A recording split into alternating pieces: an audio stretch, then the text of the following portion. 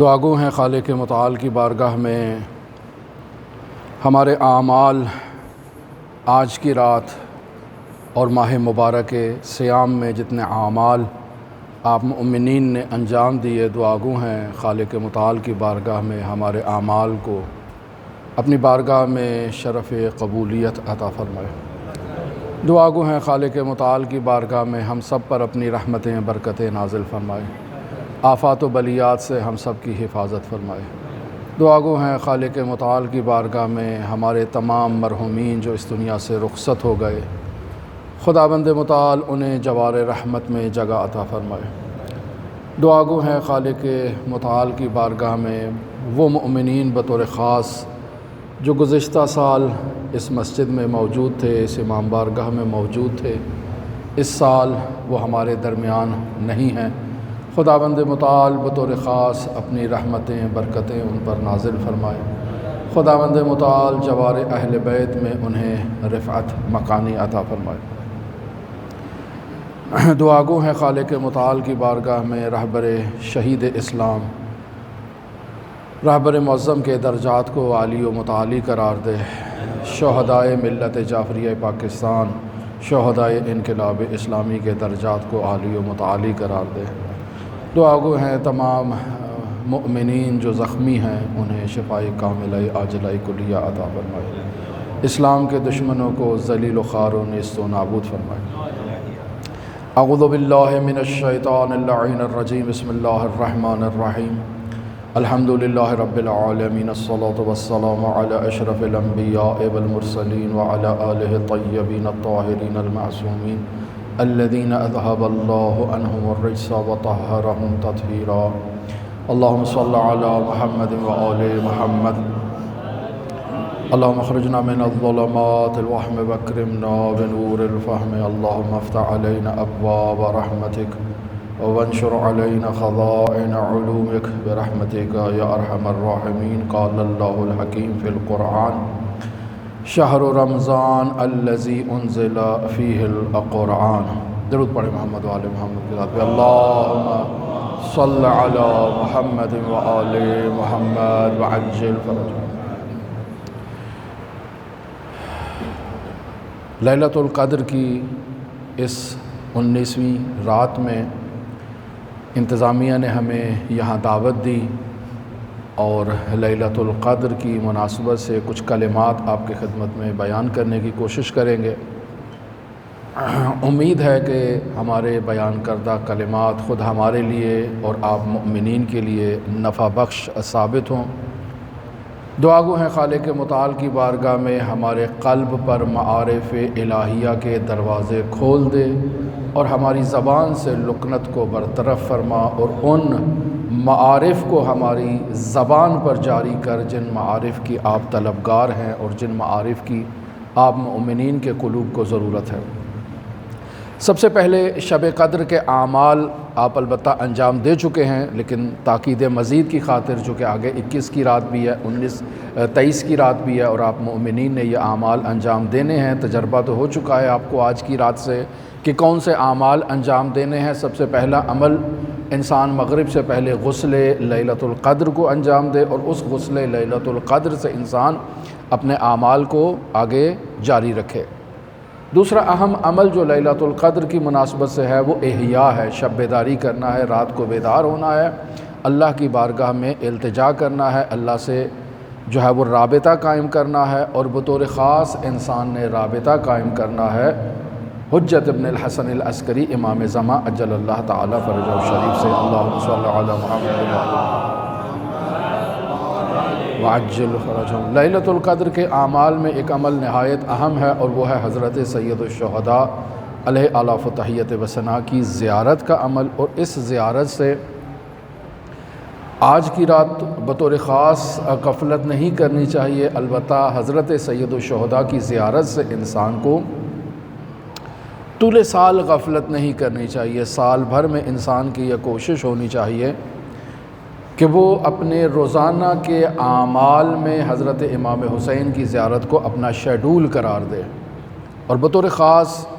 امام حسین علیہ السلام کی زیارات میں زیارت عاشوراء کو ایک خاص منفرد مقام حاصل ہے۔ البتہ یہاں اس نقطے کی طرف بھی توجہ ہو کہ ہم بس اوقات زیارات کرتے ہیں، دعائیں پڑھتے ہیں، کلمات ادا کرتے ہیں، ان کے ساتھ ساتھ ہمیں ان میں موجود جو معارف الہیہ ہیں ان پر بھی توجہ کرنی چاہیے کہ حضرات ان کلمات میں، ان زیارات میں کیا بیان کرنا چاہ رہے ہیں۔ لہٰذا زیارت عاشوراء میں بہت سے اہم نکات موجود ہیں کہ اگر انسان ان کی طرف توجہ کرے تو انسان بہتر انداز میں حضرت سید الشہداء علیہ آلاف و تحیت و ثنا سے اپنا رابطہ قائم کر سکتا ہے۔ لہٰذا زیارت عاشوراء میں وہ خاص طور پر دعائیں جو موجود ہیں، انسان ان دعاؤں کی طرف توجہ کرے کہ انسان اللہ کی بارگاہ میں سید الشہداء کا تقاضا دے کر، سید الشہداء کا واسطہ دے کر اللہ سے تقاضا کرتا ہے کہ ہمیں بھی حسین ابن علی کے جو دشمن ہیں، جو حسین ابن علی پر ظلم کرنے والے ہیں، ان سے انتقام لینے والوں میں خدا ہمیں قرار دے۔ لہٰذا ایک تفصیلی موضوع ہے، اس موضوع پر میں گفتگو پہلے یعنی یہاں نہیں لیکن ایک گفتگو کر چکا ہوں، اور یعنی ایک تفصیلی موضوع ہے۔ علماء نے بہت گفتگو زیارت عاشوراء کے بارے میں کی ہے، اور میں ایک فقیہ کے بیانات کی طرف توجہ کر رہا تھا۔ انہوں نے زیارت عاشوراء پر میرا خیال ہے 300 سے زائد ان کے بیانات ہیں اسی زیارت عاشوراء کی تشریح کے بارے میں۔ پس اگر انسان زیارت عاشوراء کے مضامین کو کھولنا چاہے تو بہت تفصیل طلب معارف اس کے اندر موجود ہیں۔ خلاصہ یہ کہ انسان زیارت عاشوراء سے غفلت نہیں کرے، چونکہ زیارت عاشوراء وہ خاص زیارت ہے کہ مفاتیح الجنان میں وہ مرحوم سید رشتی کا جو واقعہ موجود ہے کہ جس میں امام زمان عجل اللہ تعالیٰ فرجہ الشریف نے اس سید رشتی کو، اللہم صلی علی محمد و آل محمد، جن 3 اعمال کی نصیحت فرمائی تھی، ان 3 اعمال میں نافلہ شب یعنی تہجد تھی، زیارت جامعہ تھی اور زیارت عاشوراء تھی، اور حضرت نے 3 مرتبہ ان کی تاکید فرمائی تھی، نافلہ نافلہ نافلہ، جامعہ جامعہ جامعہ، عاشوراء عاشوراء عاشوراء۔ پس معلوم ہوا کہ یہ زیارات بہت اہمیت کی حامل زیارات ہیں اور انسان کو ان سے غفلت نہیں کرنی چاہیے۔ اور پھر زیارت عاشوراء کے بعد اگر دعائے علقمہ پڑھی جائے اور انسان زیارت عاشوراء کے اس عمل کو دعائے علقمہ کے ساتھ کمپلیٹ کرے تو نور علی نور ہے۔ البتہ میں یہاں عرض کرتا چلوں کہ ہمارے علماء کی، فقہاء کی ایک روش ہے کہ وہ زیارت عاشوراء کے عمل کو کچھ اس انداز میں انجام دیتے ہیں کہ مفاتیح الجنان میں امیر المؤمنین علی ابن ابی طالب علیہ آلاف و تحیت و ثنا کی، اللہم صلی علی محمد و آل محمد، ایک زیارت ہے جو چھٹی زیارت کے نام سے مفاتیح الجنان میں موجود ہے، یعنی امیر المؤمنین کی چھٹی زیارت۔ تو علماء اس انداز میں اس عمل کو بیان کرتے ہیں کہ انسان چھٹی زیارت کو پہلے پڑھے، جس میں آغاز میں رسول خدا کی زیارت ہے، اور پھر اس کے بعد جناب امیر المؤمنین علی ابن ابی طالب کی زیارت ہے، اور پھر چھٹی زیارت کے بعد انسان زیارت عاشوراء کی قراءت کرے، اور پھر زیارت عاشوراء کی قراءت کے بعد انسان دعائے علقمہ کی قراءت کرے، اور اس انداز میں انسان اس زیارت کے عمل کو کمپلیٹ کرے۔ یہ ایک عمل ہے، ایک وظیفہ ہے جو ہمارے علماء اپنے اعمال میں اس کو جاری کرتے ہیں اور بہت تاکید کرتے ہیں کہ انسان اس انداز میں ان زیارات کو کمپلیٹ کرے، یعنی امیر المؤمنین کی زیارت اور حضرت سید الشہداء کی زیارت کو ملا کر اس انداز میں کہ ادھر سے وہ چھٹی زیارت اور ادھر سے زیارت عاشوراء اور اس کے بعد دعائے علقمہ۔ خوب انسان کے پاس وقت ہو تو ضرور اس کی جو برکتیں ہیں اس سے فیضیاب ہونا چاہیے، اور اگر انسان ان کے معانی پر توجہ ہو تو نور علی نور ہے۔ اور بطور خاص آج کی رات کے بالاخرہ انسان بیدار ہے، آج کی رات ہم خداوند متعال کی بارگاہ میں گدائی کرنے کے لیے آئے ہیں، خدا سے تقاضا کرنے کے لیے آئے ہیں، تو آج کی رات حضرت سید الشہداء سے رابطہ قائم کرنے کی ایک خاص رات ہے، اور انسان کی یہ کوشش ہونی چاہیے، اور یقیناً آپ نے اپنے اعمال میں اور وظائف میں زیارت عاشوراء کو یقیناً پڑھا ہوگا۔ دعائے جوشن کبیر بھی یقیناً آپ لوگوں نے قراءت کی ہوگی۔ دعائے جوشن کبیر بھی ایک بہترین دعا ہے، اور اس کے اندر بھی خداوند متعال کے اسماء کا تذکرہ موجود ہے، اور اگر انسان واقعی یہ ہماری طرف سے کوتاہی ہے کہ ہم ان عظیم بے بہا گوہر اور خزانوں سے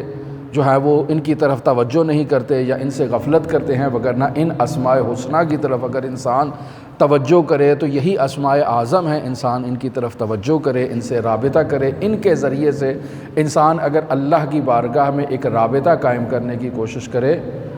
اور معرفت کے ساتھ بامعانی اور معرفت کے ساتھ اگر انسان اپنا رابطہ قائم کرتا ہے خداوند متعال کی بارگاہ میں، تو ایسے عارف کے وجود میں اللہ کی محبت کے دریچے کھل جاتے ہیں، اور ایسا انسان عارف اپنے اعضاء و جوارح سے اللہ کی بارگاہ میں زیادہ بہتر انداز میں فنمن برداری کرتا ہے، اطاعت کرتا ہے اور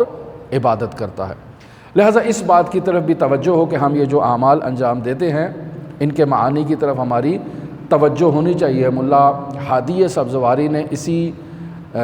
دعائے جوشن کبیر کی تشریح میں انہوں نے ایک تفصیلی کتاب لکھی ہے، ایک تفصیلی ان کی بہت موٹی تازی جلدوں پر کتاب ہے، پھر اس کی آگے سے شروحات علماء نے کی ہیں۔ چونکہ مرحوم ملا ہادی سبزواری کی وہ کتاب جو ہے وہ اس میں عقلی بحث بہت زیادہ کی گئی ہے، بہت زیادہ فلسفی بحث کی گئی ہے، اور ان الفاظ کی موشکافی کی گئی ہے، انہیں کھولا گیا ہے اور ان میں موجود جو رمز و راز ہیں انہیں بیان کرنے کی کوشش کی گئی ہے، اور آگے پھر علماء نے ان کی جو ہے وہ اس قطور کتاب پر 4-4 5-5 جلدوں پر آگے اس کی تشریح کی ہے اور اس کو بیان کرنے کی کوشش کی ہے۔ یہ سب ہمارے لیے ہے، ہم اہل بیت علیہم الصلاۃ والسلام کے کلام کو پڑھ تو لیتے ہیں، لیکن جب تک اس کے عمق کی طرف، اس کی گہرائی کی طرف، اس میں موجود خزانوں کی طرف ہماری توجہ نہیں ہوگی تو یقینی بات ہے کہ ہم ان معارف سے غفلت کریں گے۔ اسی طرح صحیفہ سجادیہ ہے، اسی طرح دعائے عرفہ ہے، اسی طرح جو دوسری دعائیں ہیں، دوسرے موضوعات ہیں۔ ہمارا یہ وظیفہ ہے کہ ہم اپنی زندگی میں اپنے لیے خود سے ایک شیڈول بنائیں کہ ہم ان دعاؤں کے عظیم ذخیرے کو حاصل کرنے کے لیے، انہیں سمجھنے کے لیے خود سے کوشش کریں یا کسی استاد کی مدد لیں، امام مسجد کی مدد لیں، کسی کا سہارا لیں، اپنے لیے ایک شیڈول قرار دیں، روزانہ کی بنیاد پر، ہفتے کی بنیاد پر کوئی ایسا ایک دن ہو کہ ان چیزوں کو ہم توجہ کے ساتھ اپنی زندگی میں شامل کرنے کی کوشش کریں، تاکہ اس عرفان الہی کے اس دسترخوان پر جو اہل بیت علیہم الصلاۃ والسلام کے توسط سے بچھایا گیا ہے، ہم اس سے بھرپور فیضیاب ہو سکیں۔ بس آج کے رات میں زیارت دعائے جوشن کبیر بھی ہے، پھر عنکبوت، روم اور دخان ان صورتوں کی قرأت بھی ہے۔ 100 رکعت نماز اگر انسان پڑھ سکتا ہے تو بہت اچھا ہے، یہ آج کی رات کے اعمال میں موجود ہے۔ اور پھر نماز لیلۃ القدر کہ انسان نے 2 رکعت نماز پڑھنی ہے، الحمد کے بعد 7 مرتبہ سورہ اخلاص کی تلاوت کرے گا، 2 رکعت نماز انجام دے گا، اور اس کے بعد استغفر اللہ و اتوب الیہ یہ عمل ہے۔ اور پھر قرآن مجید کو سر پر رکھ کے جو آپ عمل کر چکے ہیں، بک یا اللہ بے محمد بے علی بے فاطمہ، یہ عمل انسان نے انجام دینا ہے، اور خدا کو ان ہستیوں کا واسطہ دے کر انسان اپنے گناہوں کی بخشش کی دعا کرتا ہے۔ بس یہ لیلۃ القدر ہے کہ جس کے دسترخوان پر ہم بیٹھے ہیں، اور اس لیلۃ القدر میں 2 چیزیں نہایت ہی اہمیت کی حامل ہیں۔ پہلی چیز قرآن ہے کہ جس کی طرف انسان نے توجہ کرنا ہے، اور دوسری چیز عطرت ہے جس کی طرف انسان نے توجہ کرنا ہے۔ رسول خاتم الانبیاء فرما چکے انی تارک فیکم الثقلین کتاب اللہ و عطرتی اہل بیتی، 2 چیزیں آپ کے درمیان چھوڑے جا رہا ہوں، ایک اللہ کی کتاب ہے، ایک میری عطرت ہے۔ پس انسان اگر آج کی رات اس قرآن اور عطرت سے متمسک ہو، اپنا رابطہ قائم کرنے کی کوشش کرے، تو اس رابطے کے نتیجے میں یہ انسان فرشی، انسان عرشی بن سکتا ہے، یہ انسان نورانی ہو سکتا ہے، یہ انسان ملکوتی ہو سکتا ہے۔ اس رابطے کے نتیجے میں یہ انسان بہت عظیم سفر کو طے کر سکتا ہے، وہ عظیم سفر کہ جو انسان نے اس ایک رات میں انجام دیا اور خیر من الف شہر کا مصداق قرار پایا ہے۔ اس رات میں جو عمل انجام دیا یہ ایسے ہی ہے جیسے انسان نے 1000 مہینوں سے زائد بلکہ اس سے بہتر اس عمل کو انجام دیا ہے۔ یہ آج 2 رکعت آپ نماز انجام دی ہے، آپ نے لیلۃ القدر کی نماز انجام دی ہے، گویا کہ آپ نے اپنی زندگی کے 84 سال اس نماز کو انجام دیا ہے۔ دعائے جوشن کبیر کی قرأت کی ہے، گویا آپ نے 84 سال بہترین انداز میں اس دعائے جوشن کبیر کی قرأت کی ہے۔ آپ نے اگر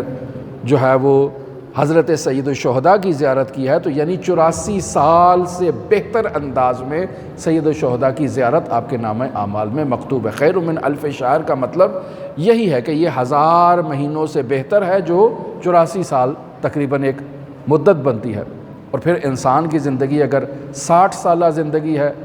تو اسی طرح سے انسان اندازہ لگائے کہ ہر سال وہ اگر 84 سال کے اعمال کو اپنے نامہ اعمال میں مکتوب کرتا ہے اور 60 سال اس کی عمر ہوتی ہے، ہر سال لیلۃ القدر کو احیا کرتا ہے اور درک کرتا ہے، تو ایسا انسان 4000 سال سے زائد عرصہ جو ہے وہ عبادت میں اللہ کی بارگاہ میں اپنا وقت گزارے گا۔ یہ سب وہ چیزیں ہیں جو انسان کیلکولیشن کے ذریعے سے، اکاؤنٹنگ کے ذریعے سے ان کو حساب کر سکتا ہے، محاسبہ کر سکتا ہے کہ مجھے کیا مل رہا ہے۔ لیکن سب سے زیادہ اہم جو چیز انسان کے لیے ہے وہ رابطہ قائم کرنا ہے ولی الہی سے، وہ رابطہ قائم کرنا ہے قرآن سے۔ انسان قرآن و اطرت سے متمسک ہو جائے تو اس رابطے کے نتیجے میں یہ انسان نورانی ہو جائے گا، اور یہ نورانی انسان پھر ان چیزوں کو اہمیت نہیں دیتا کہ میرے نامہ اعمال میں کیا چیز ثبت ہو رہی ہے یا ضبط ہو رہی ہے۔ انسان نامہ اعمال کو وزنی کرنے کی کوشش نہیں کرتا، اپنا رابطہ قائم کرنے کی کوشش کرتا ہے۔ چونکہ جس کا رابطہ قائم ہو جاتا ہے اس کے لیے ان اعمال کی جزا سے زیادہ اہم اس رابطے کو برقرار رکھنا ہوتا ہے۔ ان کی کوشش ہوتی ہے کہ یہ رابطہ قائم رہے اور باقی رہے۔ لہٰذا لیلۃ القدر وہ رات ہے کہ جس میں خداوند متعال نے اپنی اس کتاب کو اپنے ولی کی قلب مبارک پر نازل کیا اور یکجا نازل کیا۔ چونکہ قرآن مجید کا نزول 2 طرح سے ہے، نزول دفعی ہے، نزول تدریجی ہے۔ ایک ہی دفعہ مکمل قرآن جناب خاتم الانبیاء کے قلب مطہر پر نازل ہوا، جس میں ارشاد ہوا انا انزلناہ فی لیلۃ القدر، ہم نے اس ایک رات میں، لیلۃ القدر میں ایک رات میں مکمل قرآن نازل کر دیا ہے۔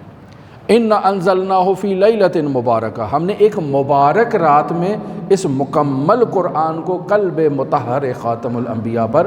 نازل کر دیا ہے۔ اب سوال وہ لیلۃ القدر کیا ہے، وہ لیلۃ المبارکہ کیا ہے؟ تو خداوند متعال ارشاد فرماتا ہے شہر رمضان الذی انزل فیہ القرآن، رمضان کا مہینہ ہے کہ جس میں اللہ نے قرآن کو نازل کیا ہے۔ پس وہاں سے لیلۃ القدر، لیلہ مبارکہ اور پھر یہاں سے رمضان، معلوم ہوا کہ رمضان المبارک میں ایک لیلہ مبارکہ ہے، ایک لیلۃ القدر ہے کہ جس میں قرآن مجید کو خداوند متعال نے نازل فرمایا ہے۔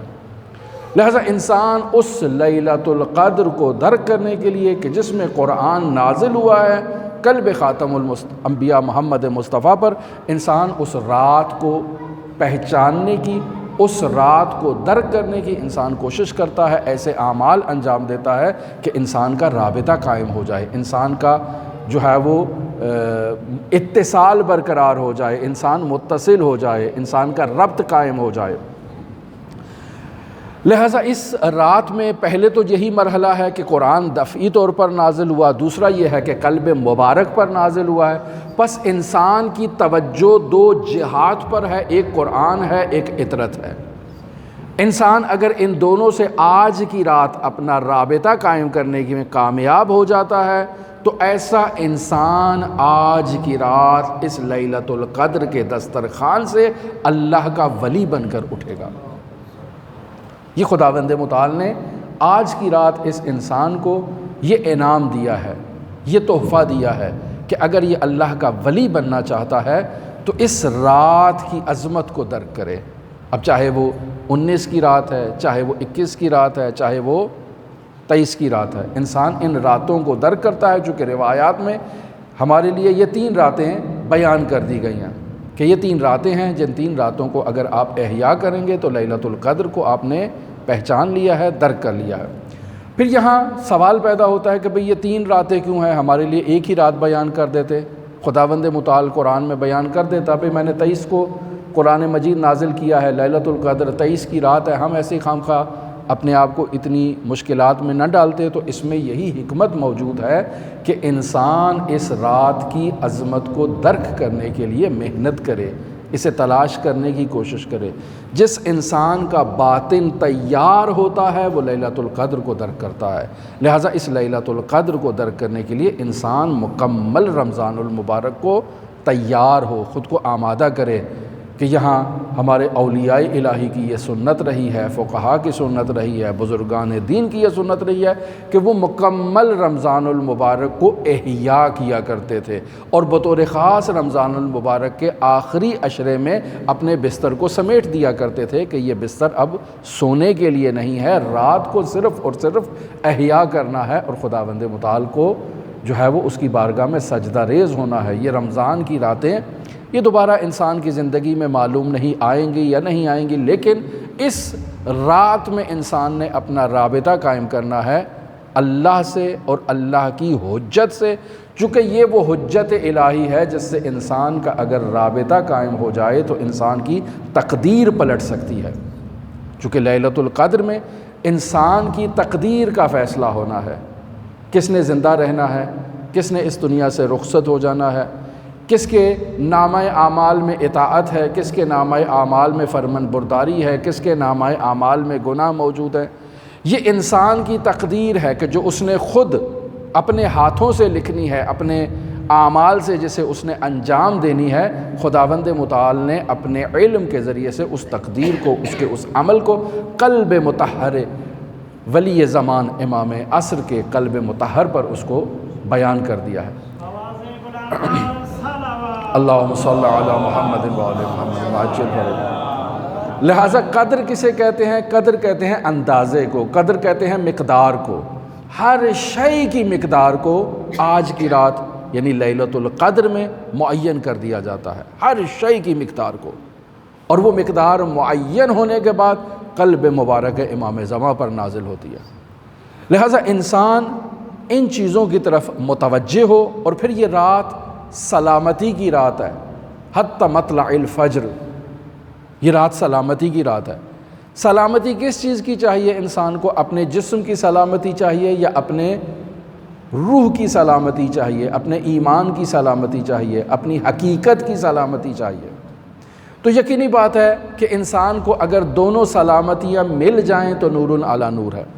لیکن حقیقت یہ ہے کہ انسان اگر اپنی حقیقت کی سلامتی چاہتا ہے، اپنے باطن کی سلامتی چاہتا ہے، اپنی روحانی سلامتی چاہتا ہے، انسان خود کو نورانی بنانا چاہتا ہے، خود کو ملکوتی بنانا چاہتا ہے، تو انسان اس ملکوتی، معنوی اور روحانی بعد کو اس جسمانی سلامتی پر زیادہ ترجیح دے گا، اور انسان رابطہ قائم کرنے کی کوشش کرے گا ولی زمان سے، حجت ابن الحسن العسکری سے۔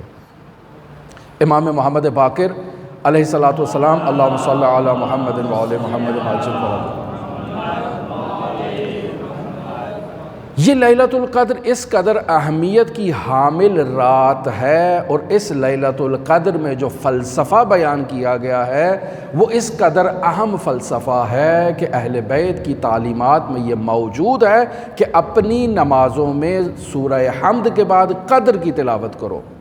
کیوں؟ چونکہ یہ سورہ سورہ ولایت ہے، جس میں اہل بیت کی ولایت کو بیان کیا جا رہا ہے۔ گو کہ قرآن کا نزول ہے، گو کہ ملائکہ کا نزول ہے، گو کہ روح الامین کا نزول ہے، لیکن یہ قرآن کس پر نازل ہو رہا ہے؟ قلب مطہر خاتم الانبیاء پر۔ یہ ملائکہ کس کے لیے نازل ہو رہے ہیں؟ کس پر مقدرات الہی کو لے کر آ رہے ہیں؟ یہ قلب مطہر ولی زمان پر لے کر نازل ہو رہے ہیں۔ لہٰذا ہر نماز میں اس سورہ قدر کی قراءت سے انسان اپنا رابطہ ولی زمان سے برقرار کر سکتا ہے، لہٰذا تاکید کی گئی ہے کہ انسان اس کو انجام دے۔ اور پھر کہا جاتا ہے کہ ہمارے جو مخالف ہیں، آپ جائیں ان کے سامنے جا کر سورہ قدر کی تلاوت کریں اور بتائیں دنیا میں واحد مکتب ایسا ہے جو مکتب اہل بیت ہے، جو اس عقیدہ جمیل کا مالک ہے کہ ان کا امام زندہ ہے، جو اس فرش اور عرش کے درمیان رابطے کا کردار ادا کر رہا۔ ہمارا یہ نظریہ ہے کہ یہ فرشتے نازل ہوتے ہیں اور ولی الہی کے قلب مبارک پر نازل ہوتے ہیں۔ آپ بتاؤ قرآن مجید کی اس سورہ میں آپ کے نظریے کے مطابق یہ فرشتے کہاں نازل ہوتے ہیں؟ اگر آپ ولی امر سے مراد یہ حکمران لیتے ہیں جو دن بھر جھوٹ بولتے ہیں، دن بھر گناہ کرتے ہیں، دن بھر اللہ کی نافرمانیاں کرتے ہیں، ان پر فرشتے نازل ہوتے ہیں، تو یقینی بات ہے ان پر تو نازل نہیں ہوتے، چونکہ ان میں آپس میں مناسبت موجود نہیں ہے۔ یہ مناسبت والی بات ہے نا کہ گندم کا اگر بیج لگائیں گے تو اس سے گندم نکلے گی، اس سے جو نہیں نکلے گی، اس سے جو ہے وہ باجرہ نہیں نکلے گا، اس سے گنا نہیں نکلے گا، اس سے کوئی اور ایسی چیز نہیں نکلے گی۔ یہ مناسبت ہے، یہ خداوند متعال نے اس مناسبت کا فارمولہ تعین کر دیا ہے، اور یہ مناسبت کا فارمولہ ہی جسے علمی اصطلاح میں سنخیت کہتے ہیں، اسی فارمولے کے تحت انسان جو ہے وہ آگے چلتا ہے اور نظام کائنات اسی کے مطابق چلتا ہے۔ ایسا ممکن نہیں ہے کہ اس نظام سے اور اس فارمولے سے ایک رائی کے دانے کے برابر جو ہے وہ اختلاف ایجاد ہو یا اس سے انحراف ایجاد ہو۔ آپ جو چیز زمین میں جس بیج کو بوئیں گے اس سے وہی پودا نکلے گا، اس کے علاوہ نہیں نکل سکتا ہے۔ انسان کی جو باطن میں جو مناسبت موجود ہے وہ اسی چیز کا اظہار کرے گا۔ اگر کسی انسان کے باطن میں نور ہے تو اس کے اعضاء و جوارح سے، اس کے جسمانی اعضاء سے وہ اعمال جاری ہوں گے جو نور کا اظہار کرتے ہیں، جن سے نور وجود میں آتا ہے، جو انسان کے وجود کے اندر نور کو نورانی تر کرتے ہیں، مضبوط تر کرتے ہیں۔ لیکن اگر ایک انسان کے وجود میں خباثت موجود ہے، نجاست موجود ہے، ناپاکی موجود ہے، تو یقینی بات ہے اس کے جسم سے جو اعمال انجام دے گا وہ ناپاک اعمال ہوں گے۔ سارا دن جھوٹ بولے گا، سارا دن غیبت کرے گا، سارا دن تہمتیں لگائے گا، سارا دن گناہ کرے گا، یہ اس کے اندر کی خبر ہے۔ یعنی اگر آپ کسی انسان کے باطن میں جھانک کر دیکھنا چاہتے ہیں تو آپ دیکھ سکتے ہیں وہ کیسے اعمال انجام دیتا ہے، کیسی گفتار کرتا ہے، کیسی گفتگو کرتا ہے، کیسی بات کرتا ہے، کیسے لوگوں سے اٹھتا بیٹھتا ہے، چونکہ یہ مناسبت اس کا اظہار کرتی ہے۔ انسان اگر نیک ہے تو نیک لوگوں کے ساتھ بیٹھے گا، اگر انسان شریر ہے تو پست لوگوں کے ساتھ بیٹھے گا، چونکہ یہ انسان کے اندر کا لازمہ ہے۔ اسی فارمولے کو سنخیت کہا جاتا ہے۔ جیسے آپ زمین میں گندم ڈالتے ہیں تو گندم نکلتی ہے، جو ڈالتے ہیں تو جو نکلتی ہے۔ یہ فارمولہ ہے، فارمولہ الہی۔ جس انسان کے باطن میں نور موجود ہے اس کا رابطہ بھی نورانی موجودات سے، نورانی دوستوں سے، اہل مسجد سے، اہل عزاداری سے اس کا رابطہ ہوگا۔ لیکن جس کے باطن میں خباثت موجود ہے وہ ان چیزوں سے دوری اختیار کرے گا، ان چیزوں کے نزدیک نہیں جائے گا۔ لہٰذا ان لوگوں پر جن کی اس فرشتے کے ساتھ جو موجود پاک ہے ان سے کوئی مناسبت نہیں ہے، لہٰذا ان کے اوپر تو فرشتے نازل نہیں ہوتے ہیں۔ پھر بتاؤ کون سی ایسی شخصیت ہے کہ جس کے اوپر یہ فرشتے نازل ہوتے ہیں؟ کیا اس اوائل اسلام میں رسول خاتم کے بعد کچھ ایسے افراد تھے جن کے اوپر یہ فرشتے نازل ہوتے تھے؟ تو وہ خود اس نظریے کے قائل ہیں کہ نہیں، یہ افراد تو اپنی زندگی میں بت پرست بھی رہے ہیں، گنہگار بھی رہے ہیں، اور عجیب و غریب انہوں نے اپنی زندگی میں کارنامے انجام دیے ہیں، یہ اس قابل کہاں کہ ان کے اوپر فرشتے نازل ہوں۔ بس معلوم ہوا کہ اہل بیت ہی وہ واحد سہارا ہیں، وہ واحد ہستی ہیں کہ جن پر یہ فرشتے نازل ہوتے ہیں، اور 1 سال کی تقدیرات اور مقدرات بشریت امام زمان کے پاس منتقل کرتے ہیں۔ لہٰذا آج کی رات انسان نے اپنا رابطہ امام زمان سے برقرار کرنا ہے، اور جس کا رابطہ امام زمان سے برقرار ہو جائے وہ انسان اپنی تقدیر کا فیصلہ کر سکتا ہے۔ یہ رابطہ برقرار ہونے کی بات ہے، انسان کے وجود میں وہ پاکیزگی اور طہارت خود بخود آ جاتی ہے۔ انسان ایک قطرہ ہے، یہ قطرہ اگر اس سمندر میں گر جائے تو سمندر کا حصہ بن جاتا ہے۔ یہ انسان جو ایک چھوٹا سا قطرہ ہے، اگر یہ وجود مبارک ولی امر سے رابطہ برقرار کر لے اور ولی امر کے ساتھ اپنا ایسا رابطہ برقرار کرے کہ ان کے نور سے اس انسان کے وجود میں نور داخل ہو جائے، تو یہ انسان پھر محدود نہیں رہتا، یہ انسان نورانی ہو جاتا ہے۔ اور اس کے لیے انسان نے ایسی ہی راتوں میں اپنا رابطہ قائم کرنا ہے امام زمان اجل اللہ تعالی فرجہ شریف سے۔ اللہم صل علی محمد و آل محمد و عجل فرجہ۔ لہٰذا آج کی رات انسان نے اپنی عاقبت بخیری کی دعا کرنی ہے، اور عاقبت بخیری کی دعا کے ساتھ ساتھ انسان نے ولی الہی سے رابطہ قائم کرنا ہے۔ ایک عظیم الشان آج سے 200 سال پہلے ایک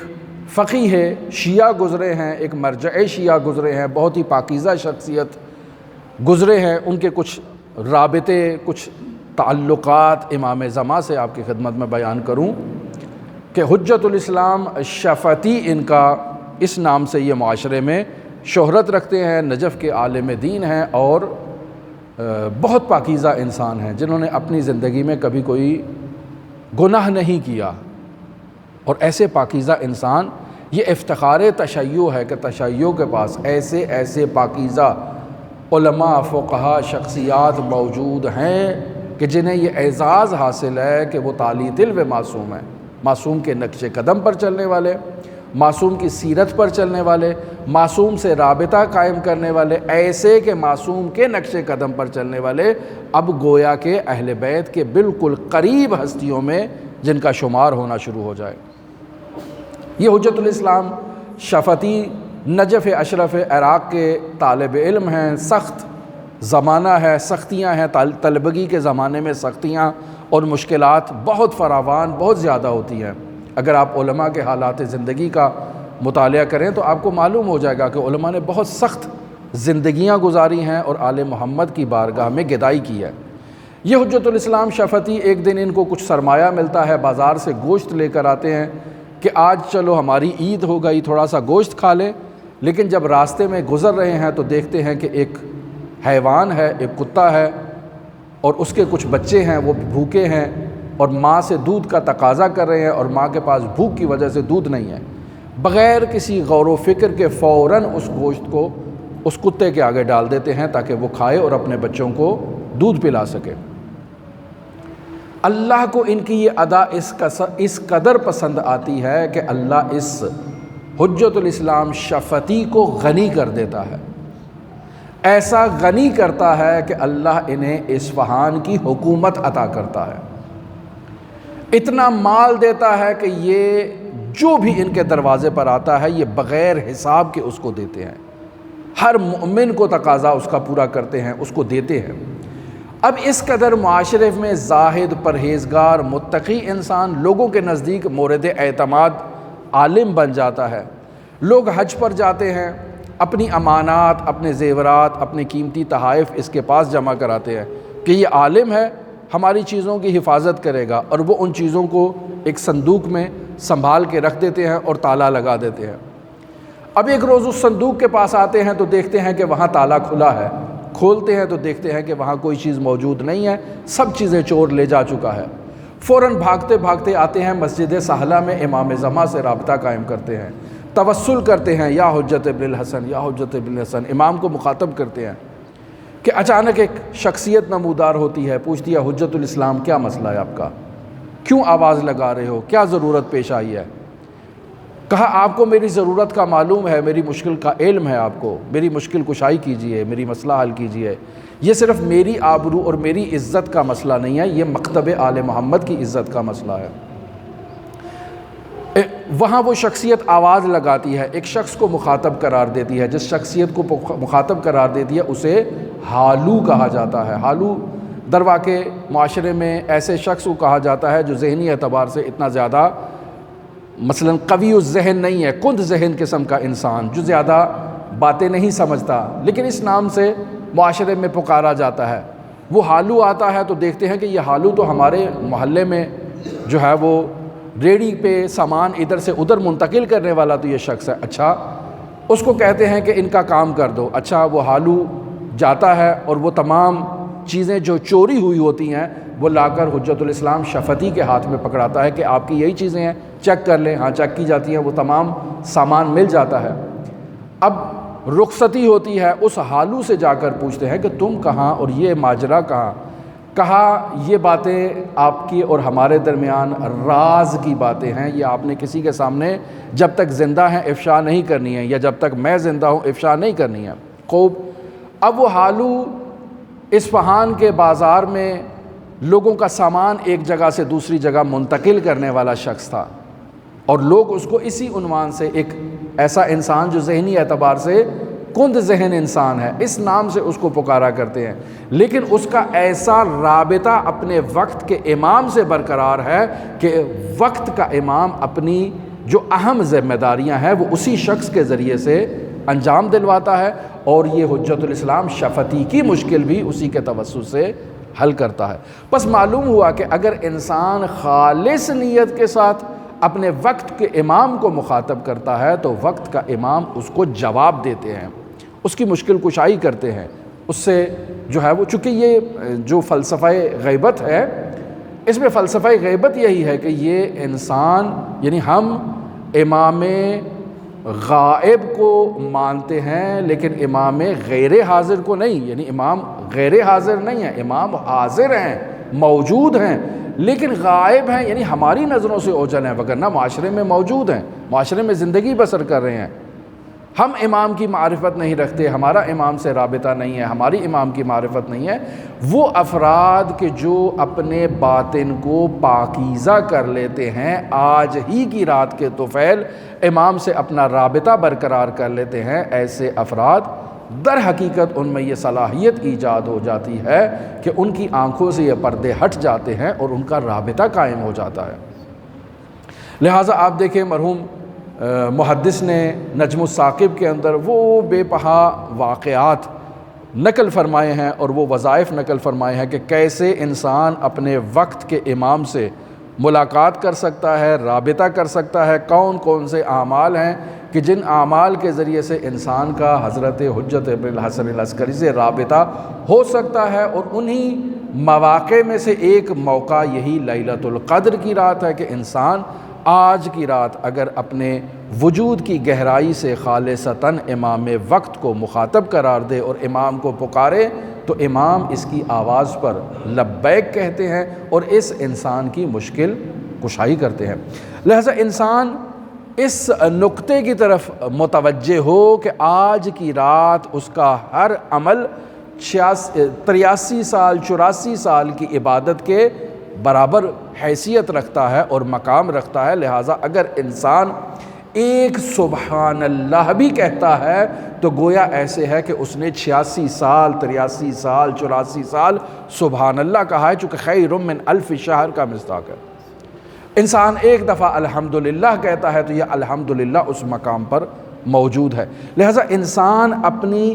باطنی حقیقت سے رابطہ قائم کرے حضرت امام زمان اجل اللہ تعالیٰ فرجہ شریف سے۔ لہٰذا لیلۃ القدر کی عظمت کو درک کرنے کے لیے انسان جس قدر اپنے باطن کو خاضع کرتا ہے، جس قدر انسان جھکاتا ہے، جھکی ہوئی شاخ کو عزیزان محترم پھل زیادہ لگتا ہے۔ لہٰذا انسان کو متواضع ہونا چاہیے اور اہل بیت علیہم السلام کی بارگاہ میں رابطہ قائم کرنے کا بہترین ذریعہ حضرات اہل بیت علیہم السلام کو ان کی جدہ کا واسطہ دینا ہے کہ انسان جب حضرت صدیقہ طاہرہ فاطمہ زہرا سلام اللہ علیہا کا اللہم صلی علی محمد و علی محمد، حضرت صدیقہ طاہرہ کا جب انسان واسطہ دے کر حضرات اہل بیت علیہم السلام کی بارگاہ سے کوئی تقاضا کرے تو وہ تقاضا خالی نہیں لوٹاتے ہیں۔ انسان امام زمان سے رابطہ قائم کرے، یا حجت ابن الحسن العسکری، آپ کو آپ کی جدہ حضرت صدیقہ طاہرہ فاطمہ زہرا کے شکستہ پہلو کا واسطہ، مولا ہماری مشکل کشائی کیجئے، ہماری حاجت کو پورا کیجئے، ہمارے لیے آسانیاں فراہم کیجئے، مولا ہماری سب سے بڑی حاجت آپ کی زیارت کرنا ہے، آپ کی بیعت کرنا ہے، آپ کے قدموں میں شہادت کا درجہ حاصل کرنا ہے، مولا ظہور فرمائیے، مولا ہمارے لیے وہ آسانیاں پیدا کیجئے۔ یہ دنیا کے اندر جو مشکلات ہیں، یہ جو پریشانیاں ہیں، یہ جو طاغوت اسلام پر حملہ آور ہے، مولا یہ آپ ہی کے ظہور سے عدل و انصاف کا نظام قائم ہو سکتا ہے، آپ ہی کے ظہور کی بدولت جو ہے وہ یہ ظالم اپنے اعمال کو اور اپنی سزا کو اور اپنے انجام کو پہنچ سکتے ہیں۔ مولا آپ کو آپ کی جدہ کا واسطہ آپ ہماری نصرت فرمائیے، ہماری مدد فرمائیے۔ کون سی جدہ؟ وہ فاطمہ زہرا کہ جس کے بیت پر رسول خدا تشریف لاتے اور دق الباب کیے بغیر دروازے پر کہتے السلام علیک یا اہل بیت النبوہ انما یرید اللہ لیذہب عنکم الرجس اہل البیت ویطہرکم تطہیرا۔ اس فاطمہ زہرا کے دروازے پر اور رسول خاتم حضرت صدیقہ طاہرہ فاطمہ زہرا کے دروازے پر بیت الشرف پر ایک ایسے ہی دن آتے ہیں۔ مرحوم کامل الزیارات میں اس روایت کو اس انداز میں لکھتے ہیں کہ جناب خاتم الانبیاء تشریف لاتے ہیں، آ کر صدیقہ طاہرہ سے سوال کرتے ہیں کہ بیٹی آج گھر میں کھانے کو کیا ہے؟ کہا ام ایمن کچھ آٹا لے کر آئی ہیں، کچھ